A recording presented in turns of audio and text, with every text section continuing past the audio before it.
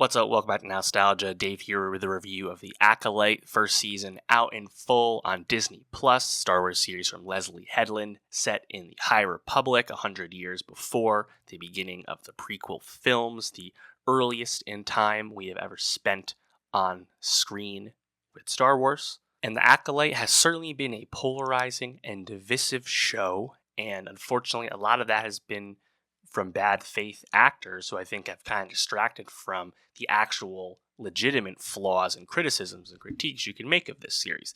I enjoyed my time with Acolyte, but it was a hard time looking past the faults of the series. There are certainly things I like, certainly things I would look forward to seeing more of in a potential season 2. And there's unfortunately just some flaws and missteps that really prevent this feeling like a good season. The fault of the Acolyte is really down to its structure. The narrative has poor pacing throughout, and the mystery that's established early on in terms of what bad thing did the Jedi cover up, it doesn't land with much gravitas because you kind of already piece it all together. And with expository dialogue and kind of the withholding of information on the part of character to character, the show really grinds to slow halts. That being said, the lightsaber combat on the Acolyte, whenever we get it, is absolutely fantastic. This is without a doubt the best lightsaber combat we've seen from Star Wars on the TV screen, without a doubt. Absolutely fantastic. Really some of the best we've seen since the prequels. When the show was shot on location, I think it looked awesome, but some of the soundstage work, some of the set work, I thought could look a bit cheap at times, was a bit unfortunate. You know, we've seen how great Star Wars can look on the small screen when you have real intentional design and a big budget, you know, in the case of Andor. Unfortunately, now that's the expectation. I think another issue you could say with the Acolyte is that despite it being set in the High Republic and this being the majority of viewers' first exposure to the High Republic, which of course has been a really busy publishing line the past few years in terms of novels and comics, and even referenced in the latest Jedi game from EA, but the Acolyte doesn't feel quite as different, quite as far away as I think I would have liked. And this is coming at kind of the end of that period. Of course, the returning character, Vernestra, is now like 100 years old, but her younger years is a big factor in a lot of the High Republic stories already on print. So maybe if the production design was a bit tighter on the sound stages, it could have helped. And I guess in theory, you know, it's not outlandish to say that the High Republic comes across as a bit of like a half measure in terms of we'll go into the past, but we won't go that far in the past, right? And of course, that's when people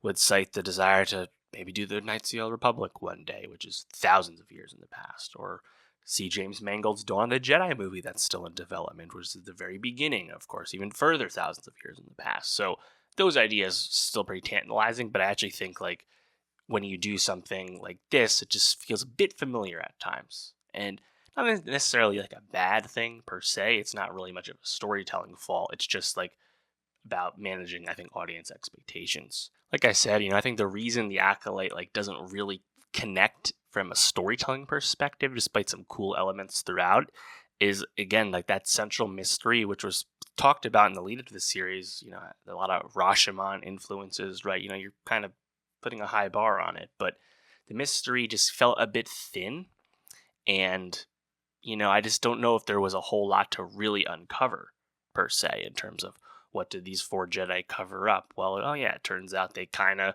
forced themselves upon this witch coven and tried to take the kids away. And it's not a new concept to, like, portray the Jedi in a bad light or an incompetent light, per se. Again, familiar to the prequels, right? But I just feel like we kind of all saw that right away because it's a pretty basic like foundation block of being critical of the Jedi and Star Wars storytelling. It would be something like this. And then when we see it play out, it's like, okay, cool. Also, I just think there was a lot of like motivations that were not fully baked. And a big part of that was like characters like Soul, you know, not able to really fully express himself for episodes on end because the story is paced in such a way that they want to hold off on doing this final confession and reveal until like the last 2 episodes where we see the full flashback, see the full perspective, not just Osha's way she thinks about it, like we saw in episode 3, spending a lot of time with that flashback, of course, it being all of episode 3 and all of episode 7, and a lot of episode 7 was a bit repetitive of what you saw in episode 3 until we actually see the stuff that's different. I don't know, like, I just don't know if it was really necessary to use that much runtime on it, when again, I feel like we kind of got most of the picture already. Similarly, like when we see Vernestra go to Kofar to like check out the Jedi, massacre after episode 5. She goes there in episode 6, and it's like that really just felt like pure wheel spinning, like pure like, well, we're just gonna not really accomplish much in these middle periods here.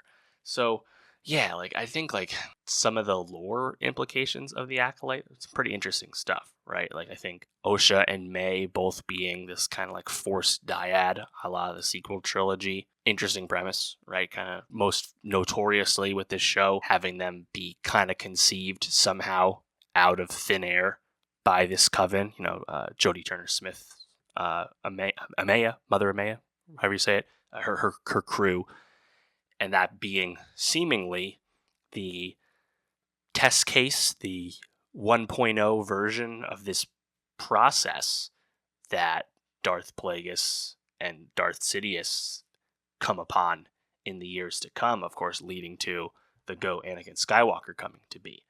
To me, that's not an affront at all. I actually think it's pretty interesting, the fact that like this had been like done in a certain sense before, and in this case, it's done a little differently, right? They're supposed to be like the same person, and yet they're separated. Could we have used more time spending time with these new details with the lore? Yes, absolutely, we could have. But I didn't really mind seeing that kind of new stuff. Of course, the finale's reveal of seeing Darth Plagueis in the shadows watching, seeing Plagueis brought into full canon again on live action. He'd already been canon, of course, but like seeing him in live action for the first time, and now we're getting the backstory kind of contextualizing canon for the first time, we think, if there's a second season. Very tantalizing, right? That, of course, leads to Manny Jacinto's character, Chimere / the Stranger, who I think was an awesome addition to the series. Probably the best single performance on the show and the best new character on the show. I think that's pretty clear. Big part of that is he is one half of all of the stellar lightsaber combat throughout the series, particularly in the episode 5 Jedi Massacre episode on Kofar, and then the finale as well. I think those duels, again, absolutely epic.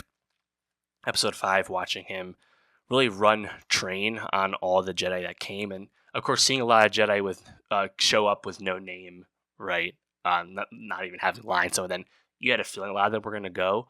But that episode, to watch him also kill Jecki, Daphne Keen's character, and then also kill Yord by snapping his neck, like those were like really awesome moments. Really communicating his power, but again, like the choreography, the kind of unorthodox way he would fight, and just the fluidity and speed of the dueling between Chimere and Soul, which then picked up again and continued in the finale.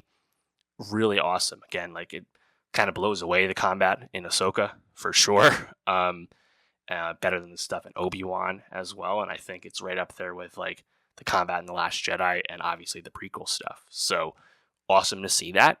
And then the Chimere character, and I think a lot of people have been theorizing this before the show came out, and certainly once the show started picking up, what is his identity, and seeing Plagueis in the finale was not a total surprise to me, because it became pretty clear that the planet that they were on, Osha and Chimere, giving you Octo vibes, giving Last Jedi vibes visually, but that it was kind of clear that's not what it was, because you saw like the vein of Cortosis metal, of course, which is cool to be brought back into canon. I believe it had only been in Legends at this point. Cool to see that. And it's cool that his helmet was made of that. I like that angle.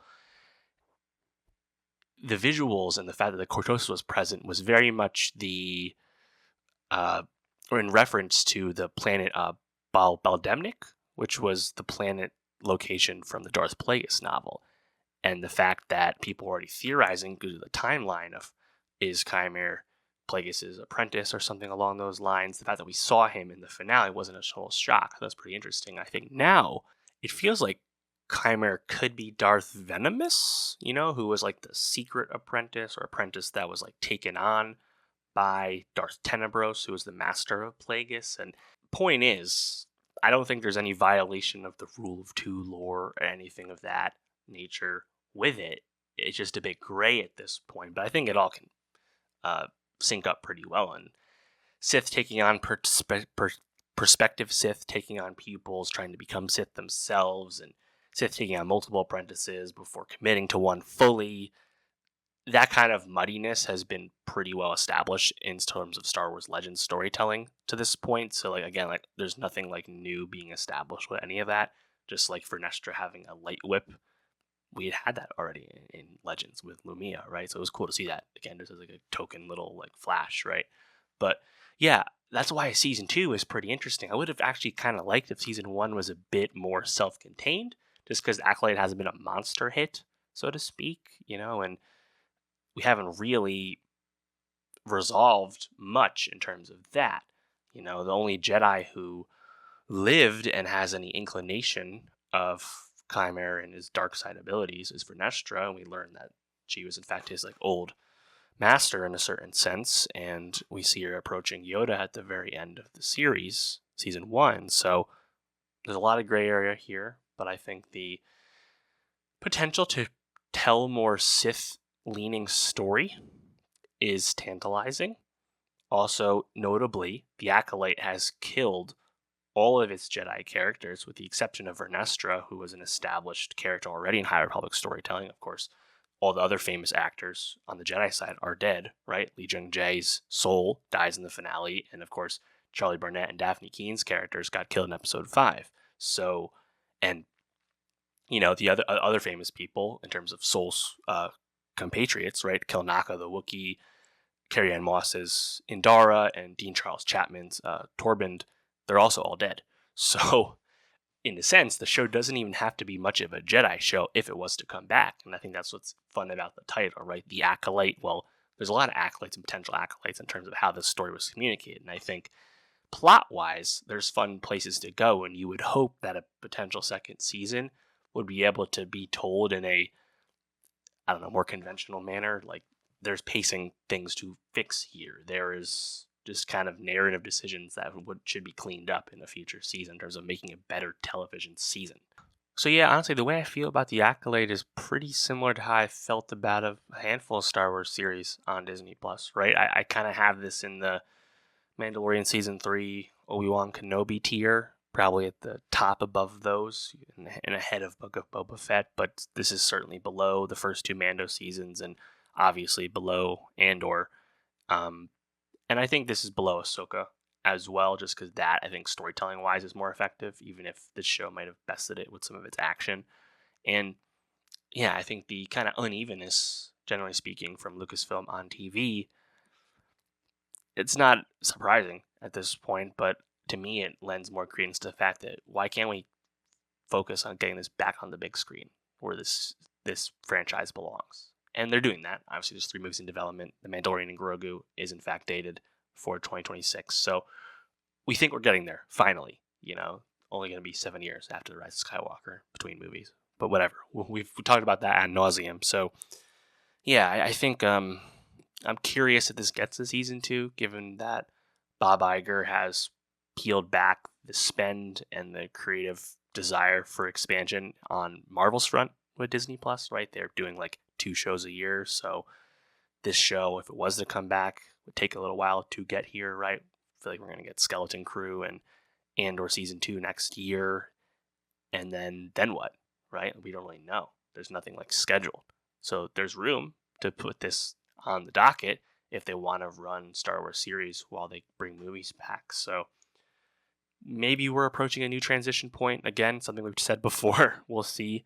But I'd welcome the show coming back, assumingly it can be done a little bit more adeptly in terms of the conventions of making TV, just because there's a lot of interesting lore that I would love to dig into. And I think that the combat was so good. And I don't know, like, it does open a bit of a box, so to speak, where you can't keep having a dark side user, potential Sith, interacting with Jedi in the lead up to Phantom Menace, where the Jedi believe the Sith were gone. So right now, that's more or less completely closed, right? You had the Jedi, including Ki-Adi-Mundi in his cameo in one of those episodes, basically dismissing the idea of it being anyone more than some kind of fringe Jedi. So like, it's not implausible, right? And of course, again, only Vernestra even knows about it, but he doesn't necessarily know that he's super dark, as dark as he's gotten. So anyway, like, not really concerned about that in terms of canon being broken or anything like that. We didn't break any canon with this show. It's fine.